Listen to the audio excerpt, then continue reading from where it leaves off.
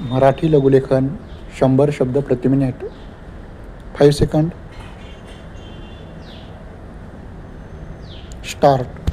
मृत्यू हेच माणसाच्या जीवनातील एकमेव सत्य आहे, पण तो कधी, कसा आणि कुठे येईल हे माहीत नसणे हे त्यातील सौंदर्य. त्यामुळेच जगण्यासाठी अवघ्या जीवाचा आटापिटा करणाऱ्यासमोर तो दत्त म्हणून उभा राहतो आणि त्याची याचना करणाऱ्याला हुलकावण्या देत राहतो. त्यामुळे त्याचे काय करायचे हे कोणालाच समजत नाही. तसेही मृत्यूचे काय करायचे हे कोणाच्या हातात असते. मुळात जन्म घेणेच कोणाच्या हातात नसेल तर मृत्यू तरी का असावा?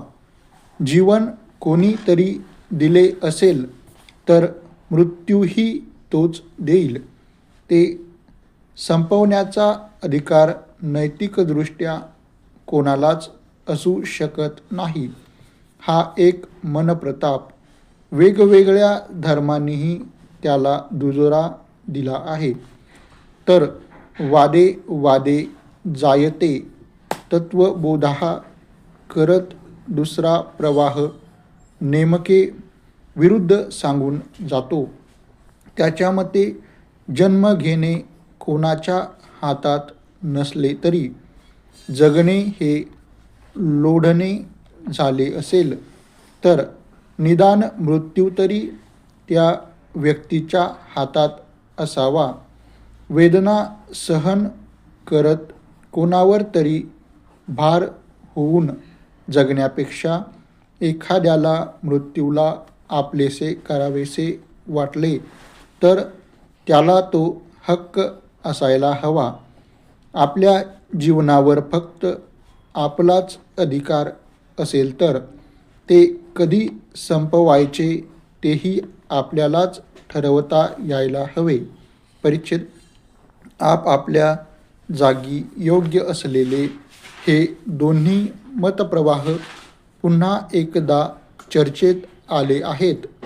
ते लुडविग मिनेली यांच्या मृत्यूमुळे. ज्या कामासाठी आयुष्य दिले त्याच कामात मृत्यू येणे हे ज्या थोड्याफार लोकांच्या नशिबात असते त्यांच्यापैकी मिनेली एक जन्माने स्विस असलेली.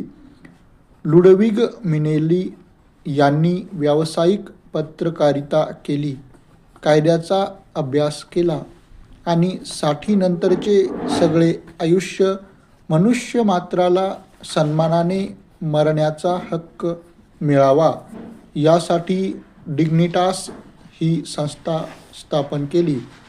ही संस्था ज्यांना स्वेच्छामरण हवे असते त्यांना त्यासाठी सर्व प्रकारची वैद्यकीय आणि कायदेशीर मदत करते.